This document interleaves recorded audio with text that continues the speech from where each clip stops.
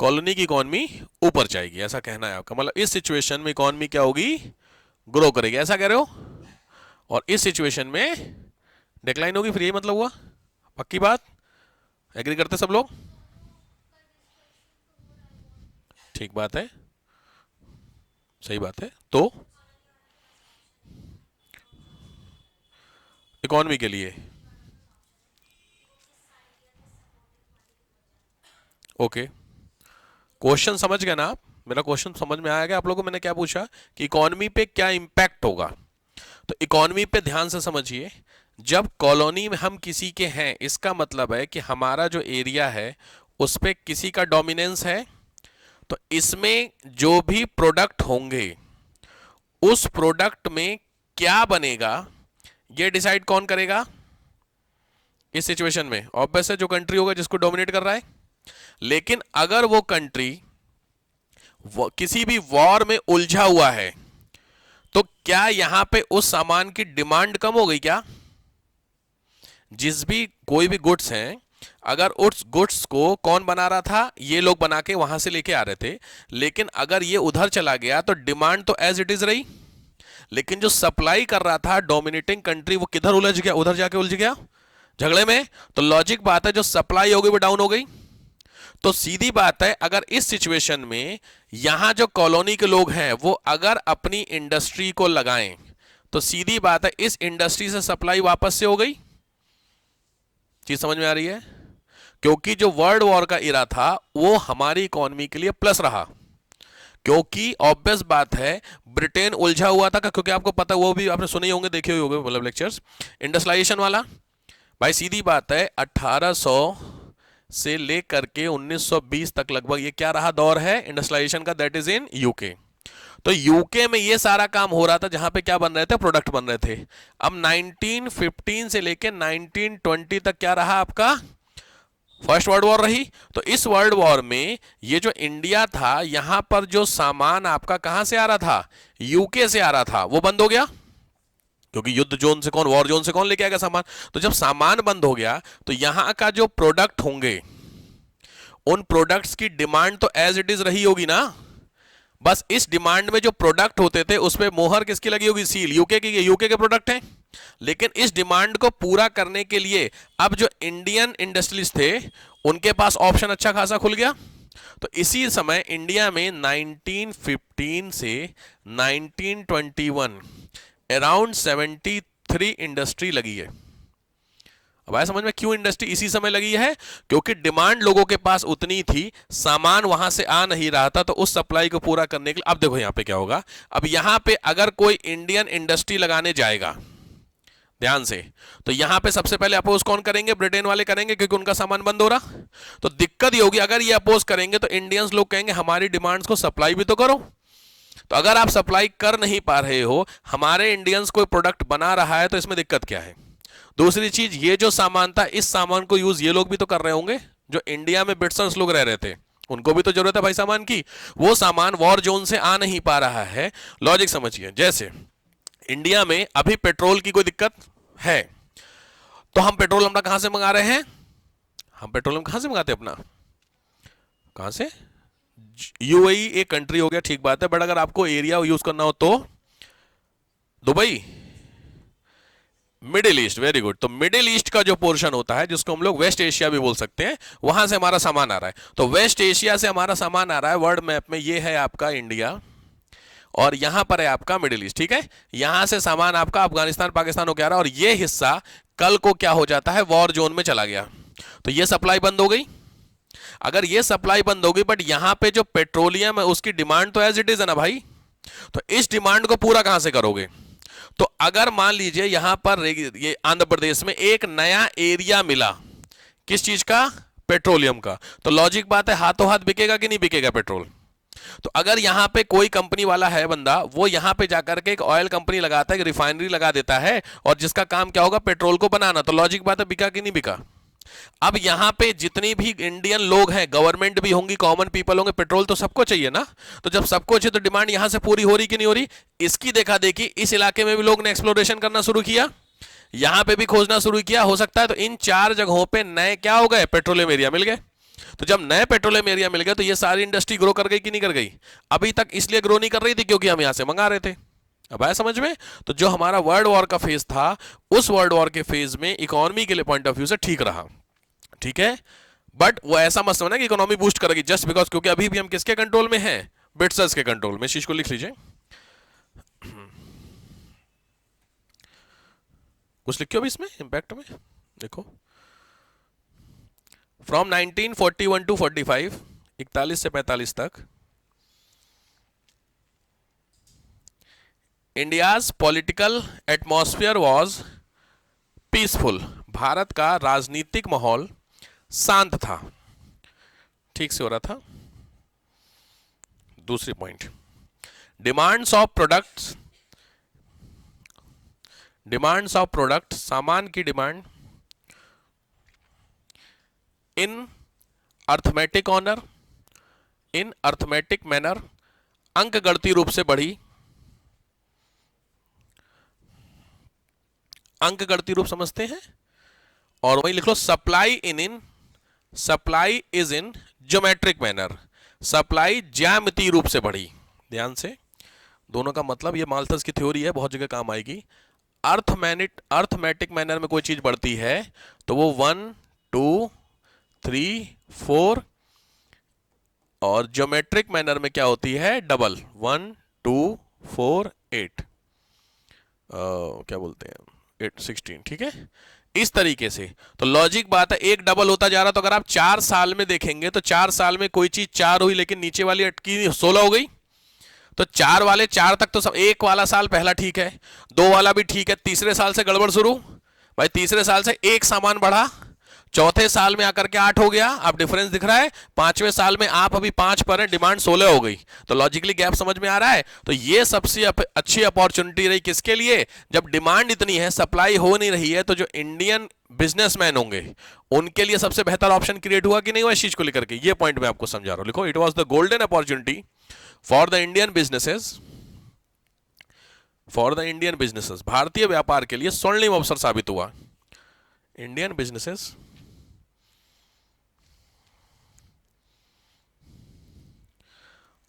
All class of society, समाज के लगभग सभी वर्ग, ऑल क्लास ऑफ सोसाइटी, समाज के लगभग सभी वर्ग, get benefited from this war, इस युद्ध से लाभान्वित हुए।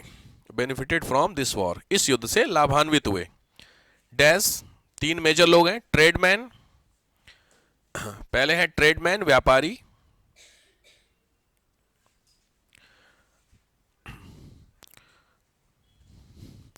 दूसरे जमींदार, लैंड होल्डर्स, लैंडलॉर्ड्स। और थर्ड है बिजनेसमैन। ये तीनों लोगों को सबसे ज्यादा पैसा कमाया, काफी पैसा कमाया। जमींदारों ने तो काफी पैसा कमाया इसी से लेकर के। नेक्स्ट,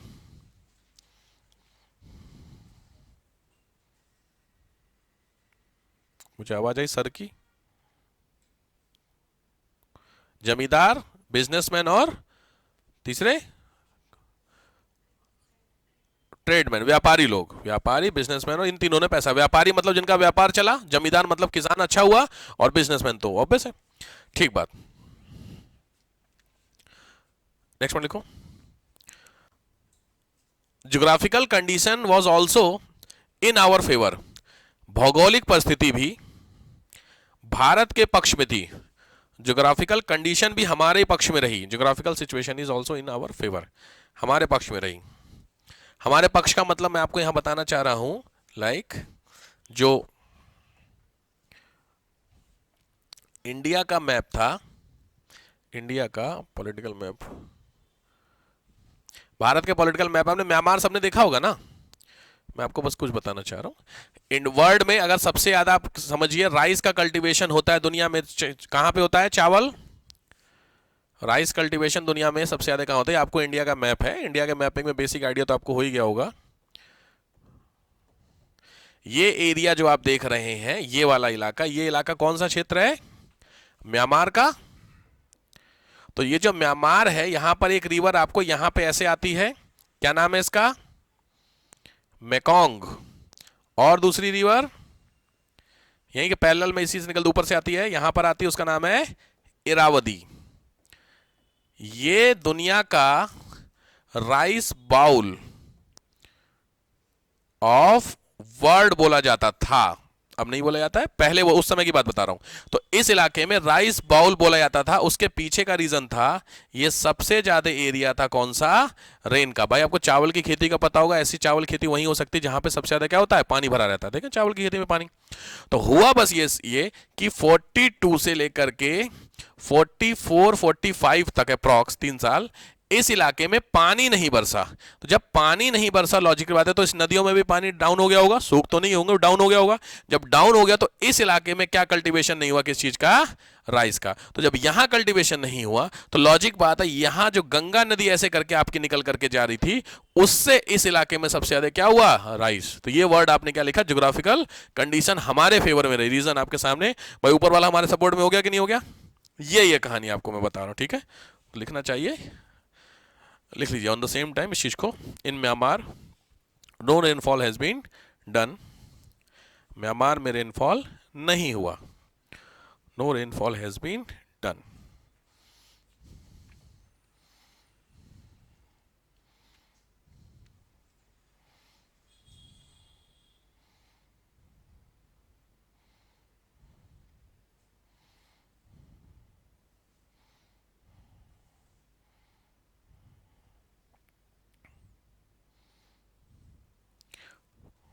ठीक, यहां तक क्लियर हो गया। ये इंपैक्ट थे, कुछ 3-4 इंपैक्ट थे जो आपको समझने थे, क्लियर हो गया। तो अभी तक आपने क्या समझ लिया, क्विट इंडिया मूवमेंट पे ऑलमोस्ट आपके पास 400-500 वर्ड का कंटेंट चला गया। क्विट इंडिया मूवमेंट पे क्वेश्चंस बन जाते हैं, जनरली क्वेश्चन बन जाते हैं, ठीक है। बट ऑब्वियस बात है, उतना सक्सेसफुल आपका क्विट इंडिया मूवमेंट नहीं हुआ। उसके पीछे का कुछ हल्का सा रीजन आपको मैं समझा दूं। देखो, अच्छा पहले आ जाओ यहाँ पे, अब वापस से आते हैं। क्रिप्स मिशन फेल हो चुका था, उसके अलावा फिर अब ब्रिटिशर्स ने, देखो हुआ क्या समझो, ब्रिटिशर्स ने अगस्त मोशन दिया, अगस्त प्रस्ताव, वो फेल हो गया। उसके बाद गांधी जी ने क्या शुरू किया, क्विट इंडिया। अगस्त मोशन के बाद, अगस्त मोशन के फेल होने पे गांधी जी ने क्या शुरू किया,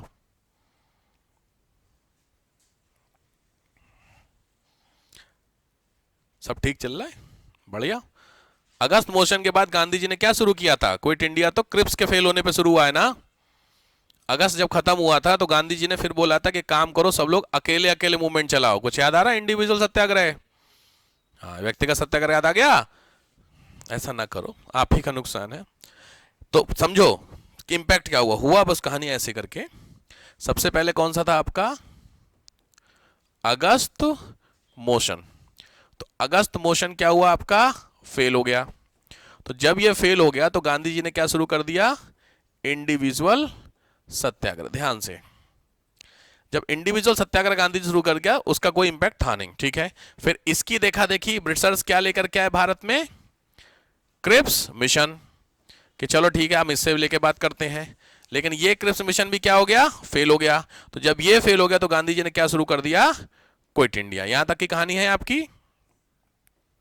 जब ये सारे मिशन फेल हो गए तो अब जो आईएनसी थी उसने खुद इस चीज को सोचना शुरू किया कि क्यों ना हम कुछ अपनी तरफ से प्रपोजल, क्योंकि देखो ये प्रपोजल कौन कर रहा था, ब्रिटिशर्स। और ये सारे प्रपोजल जब फेल हो रहे थे तो फिर आईएनसी ने सोचा कि क्यों ना हम खुद प्रपोज करें, किसको, ब्रिटिशर्स को, कि साहब ऐसा ऐसा करते हैं।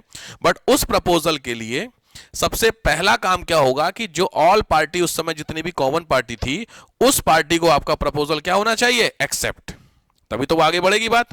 तो इस प्रपोजल्स में, अब हेडिंग डाल दीजिए, प्रपोजल ऑफ आईएनसी। कांग्रेस के प्रपोजल, जो आईएनसी थी इसके प्रपोजल क्या क्या हैं, दो हैं आईएनसी के प्रपोजल। पहला आईएनसी था और दूसरा फिर दोनों ने मिल करके किया था। तो पहला जो प्रपोजल है उसका नाम है सी राजगोपालाचारी फॉर्मूला, सी राजगोपालाचारी फॉर्मूला। ध्यान से, सी राजगोपालाचारी फॉर्मूला, इसको सीआर फॉर्मूला के नाम से भी डिनोट करते हैं। ध्यान से, सी राजगोपालाचारी फॉर्मूला, सीआर फॉर्मूला। क्योंकि झगड़ा किस चीज को लेकर के हो रहा था, कांग्रेस कुछ कह रही थी, लीग कुछ कह रही थी, ब्रिटसर्स दोनों की नहीं सुन रहे थे। तो देखो ब्रिटसर्स के पास, देखो सीधी बात है, तुम दो भाई हो, दो बहनें हो, तुमको अपने पापा से कोई बात मनवानी है कि आज शाम को बाहर का खाना खाएंगे फॉर एग्जाम्पल, तो लॉजिक बात है, तुम्हारी बड़ी बहन ही अगर एग्री नहीं करेगी तो तुम दोनों गए पापा के पास, पापा ने पूछा बाहर का खाना खाना है, बड़ी वाली क्या करी, ना घर का ही खाएंगे, लो।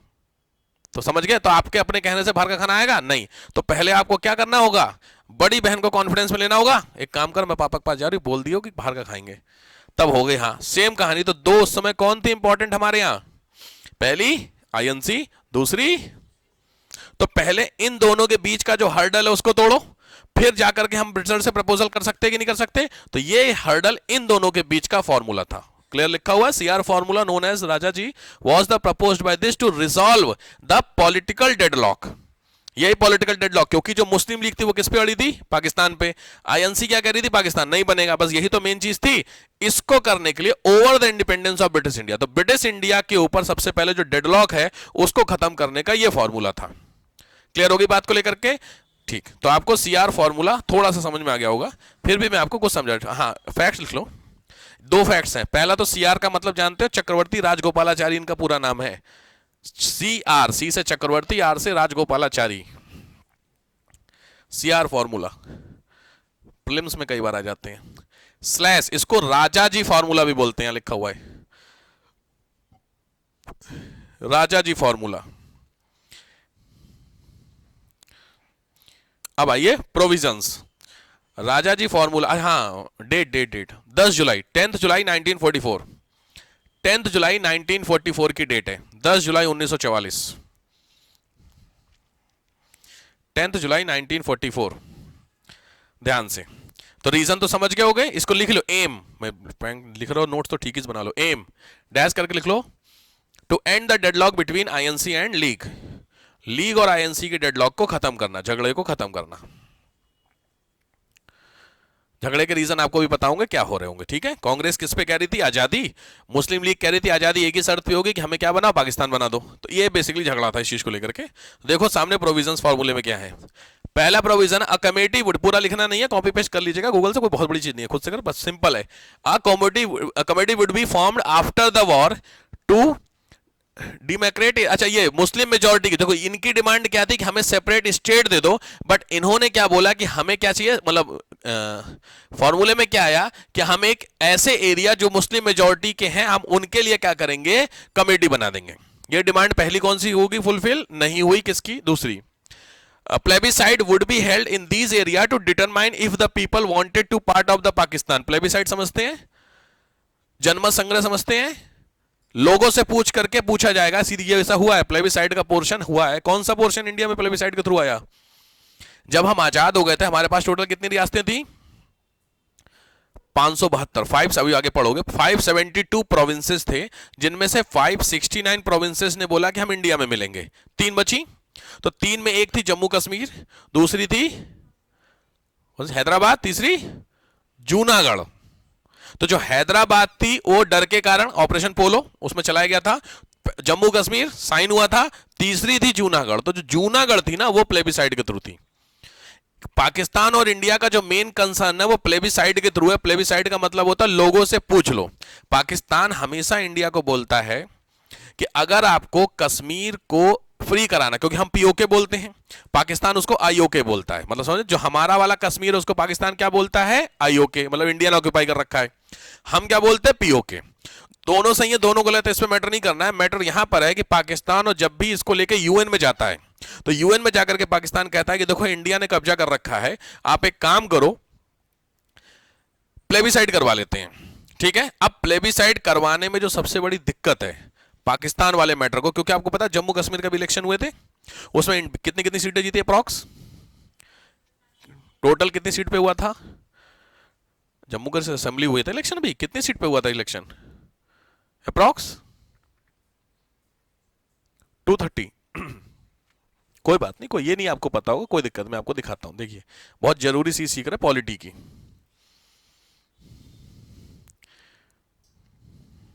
जम्मू कश्मीर सीट्स की बात करते हैं, देखो ध्यान से, क्योंकि जम्मू और कश्मीर दो हैं, ध्यान से। प्लेबिसाइड का चक्कर क्या होता है मैं आपको वो समझा देता हूँ। एरिया वाइज इसमें दिया होगा, क्योंकि सेक्शन वाइज तो दिया होगा। चलो मैं कोई भी एक आपको दिखा देता हूँ। वैसे सीट्स देखो क्या है, टोटल कितने सीट पे फाइट हुई है, 90। 90 पे जेकेएनसी नेशनल कॉन्फ्रेंस कितनी ले आई, 42। बीजेपी कितनी है, 29। कांग्रेस कितनी है, 6। और बाकी फुटकर वाली हैं। तो ये आपकी दो मेजर हो गई।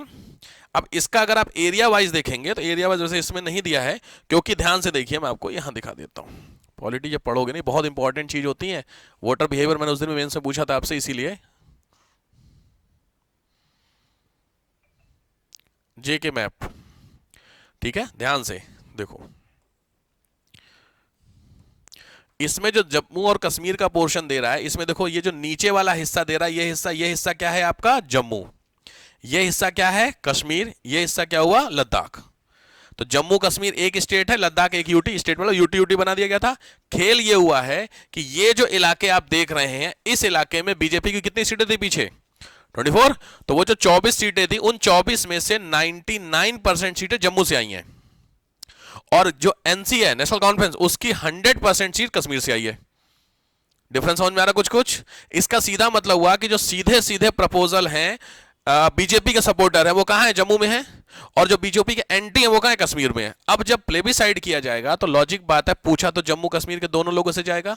अब हिसाब समझिए, कश्मीर की कितनी सीटें थी अप्रॉक्स, टोटल जम्मू कश्मीर 90 थी, नेशनल कॉन्फ्रेंस की कितनी थी, लगभग 40+, बीजेपी कितनी थी, 24+, मतलब 100% सीट लगभग किसने जीती है, बीजेपी ने 100। अब हिसाब लगाइए, 24 सीट यहां है और 48 सीट यहां पे अप्रॉक्स, तो इसका डबल हो गया।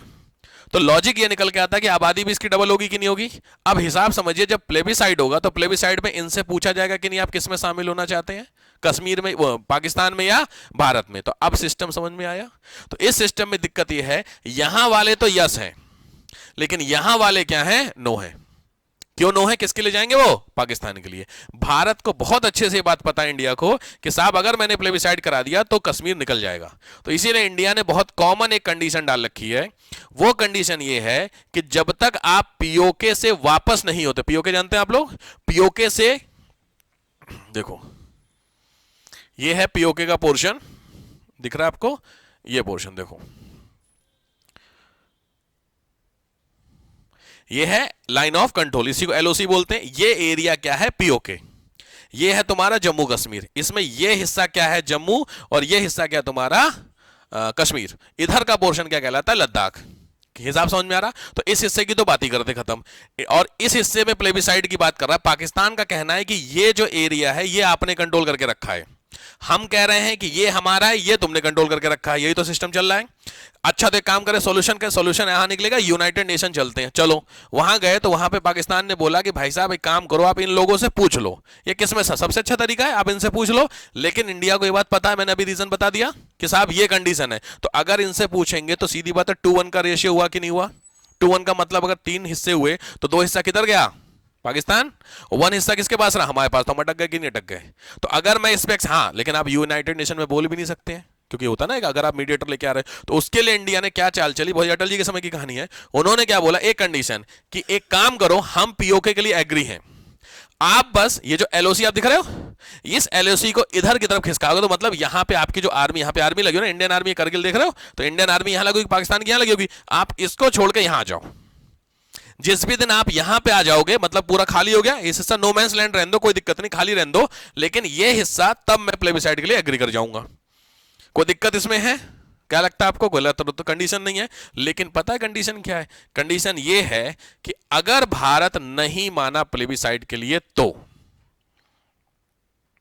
पॉसिबिलिटी है, सब कुछ कर ले रहे, इजराइल का कुछ कर पा रहे, पकड़ पकड़ के मार रहा है, देख रहे हैं, जहां मन कर रहा वहां पे मिसाइल छोड़ा। यूनाइटेड नेशन है, जिंदा है ना यूनाइटेड नेशन, कुछ कर रहा। पिछले 2 साल से रशिया यूक्रेन का आप देख रहे, पीट रहा है कितना बुरी तरीके से यूक्रेन को, कुछ कर पा रहा है यूनाइटेड नेशन।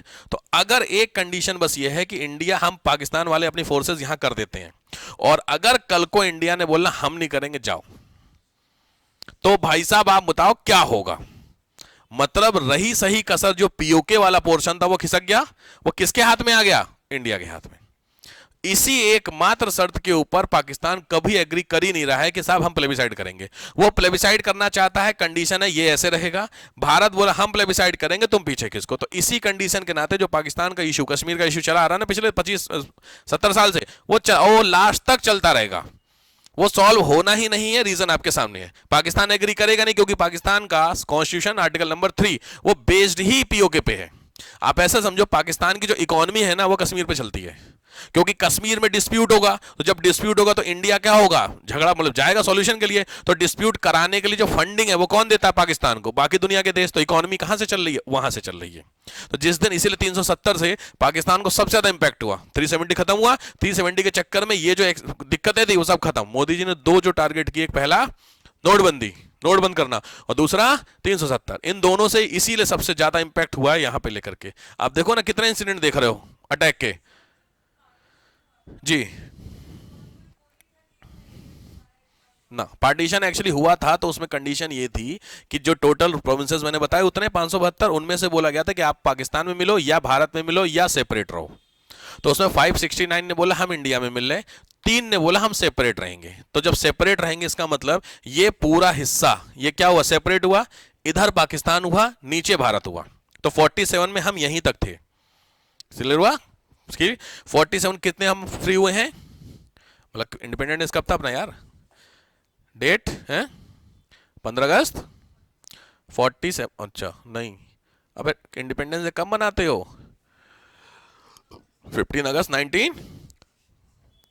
पक्का ना, कोई कंफ्यूजन भी इसमें भी, बड़ी समस्या है। 15 अगस्त 1947 को हम लोग फ्री हुए।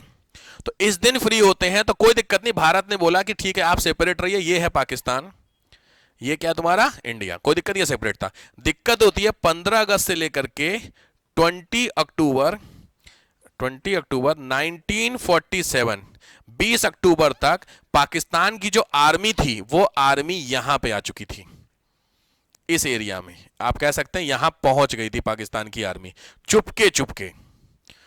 पाकिस्तान की army in the dress of कबाइली, कबाइली समझते हैं, जो नाचने गाने वाले टाइप के लोग नहीं, जो होते जनजातीय टाइप के ट्राइबल, उस ड्रेस में यहां पहुंच गई थी यहाँ की आर्मी, पाकिस्तान की आर्मी। यहां के जो राजा साहब थे कौन थे, हरि सिंह साहब। तो हरि सिंह साहब को इस चीज का पता इस डेट पे चला। तो जैसे ही उनको पता चला वैसे इन्होंने किसको इन्फॉर्म किया, नेहरू को, दिल्ली में, कि साहब ये तो गड़बड़ हो रही है कहानी। तो नेहरू जी ने क्या बोला, कुछ नहीं हम कर सकते हैं, क्योंकि जब कंडीशन ये थी कि आपसे बोला गया था ये आप हैं, ये क्या है, इंडिया है। तो यहां पे तो इसने बोला हम फ्री रहेंगे, यहां पे क्या तुम्हारा था, हैदराबाद, इसने बोला हम फ्री रहेंगे, और यहां पे क्या है, जूनागढ़, इसने बोला हम फ्री रहेंगे। ये तो अच्छा था कि हमारे पास पटेल साहब थे, पटेल जानते उनते, नहीं तो आज का इंडिया का जब आप मैप देखते तो समझो जरा बात को, क्या खतरनाक चीज थी। ये है तुम्हारा उस समय का हैदराबाद, आपको पता होगा लार्जेस्ट प्रोविंस था, सबसे बड़ा एरिया था, और वो जा रहा था पाकिस्तान में मिलने। तो अगर पटेल नहीं होते, नेहरू तो दे रहे थे, पटेल नहीं होते तो आज उस समय का मैप पता है इंडिया का कैसे होता, बस ऐसे करके इंडिया का मैप होता। आप समझ रहे हो, कुछ इस तरीके का मैप बस। और फिर यहां पे हैदराबाद यानी पाकिस्तान होता, और फिर यहां पे केरल वाला जो नीचे नहीं निकल करके ऐसे करके आता, ये समझ रहे हो, लेफ्ट टाइप का मैप होता। ये दिक्कत थी। तो ये चीज किसको पता थी, पटेल। अब सोचो बीचों बीच में अगर पाकिस्तान किनारे है तो दुखी करके रखा है, और बीचों बीच में पाकिस्तान होता तो तुम्हारा क्या होता।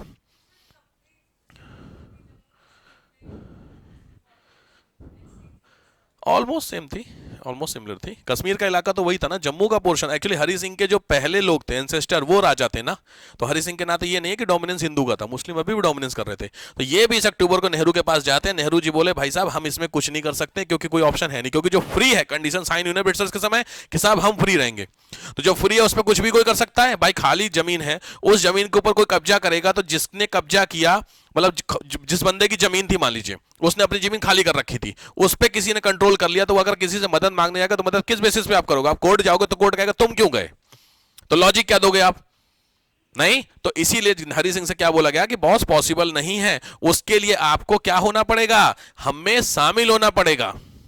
ऑफिशियली शामिल नहीं हो सकते हैं तो कम से कम डॉक्यूमेंट पे तो साइन कर दीजिए। मूवी देखे हो अभी जो आई है थोड़े दिन पहले, विकी कौशल वाली, ना ना ना 370 तो है विकी कौशल वाली, जिसमें वो बना है यार ब्रिगेडियर, क्या शेर, क्या सैम बहादुर, सैम बहादुर ने देखी। तुम लोग ना भूल भुलैया के चक्कर में पड़े हुए हो, सैम बहादुर देख लो, उसमें जाकर के बहुत अच्छे से दिखाया गया। रात में, एक रात में देखे थे, वो प्लेन नहीं उतर रहा था, उसने बोला कैसे करेंगे, मजबूरी हो क्योंकि नाइट में ही साइन होना था। तो फिर यहां पे जाकर के जो हरि सिंह थे वो नेहरू के साथ साइन करते हैं। That is called doctrine of document of accession. हाँ, तो उसको विलय पत्र बोलते हैं। उसको साइन किया गया, तीन चीजों को छोड़ करके बाकी सारी चीजें पे किसको कंट्रोल दिया गया? भारत को। उसी सेम नाइट में भारत ने इंडियन आर्मी भेजी और आर्मी ने यहां पे आकर के क्या कर दिया? रोक दिया। तो इसलिए जिस हिस्से में कंट्रोल हो गया उस हिस्से को क्या बोला गया? Line of control, which is called LOC and this is called PoK. अब आया समझ में? पाकिस्तान ऑक्यूपाइड कश्मीर। तो 20 अक्टूबर के बाद के सिनेरियो ये है, पाकिस्तान अंदर आना चाह रहा है, हम इसको बाहर करना चाह रहे हैं। दोनों सिचुएशन में तभी पॉसिबल है जब ये इलाका डिस्प्यूट से खत्म होगा। कब खत्म होगा? रीजन आपके सामने, प्लेबिसाइड। पाकिस्तान ने बोला बात कराओ, भारत ने बोला हम नहीं कराएंगे बात। कंडीशन आपके सामने, अब आप समझ रहे हैं सिचुएशन। इसलिए रीजन क्या था? पाकिस्तान पीछे नहीं जाना चाह रहा है। समझ में आया? भारत ने बोला इसको यूएन करो, यूएन कह रहा है यूएन कुछ नहीं, सामने बात करते हैं ठीक होगी। खैर खैर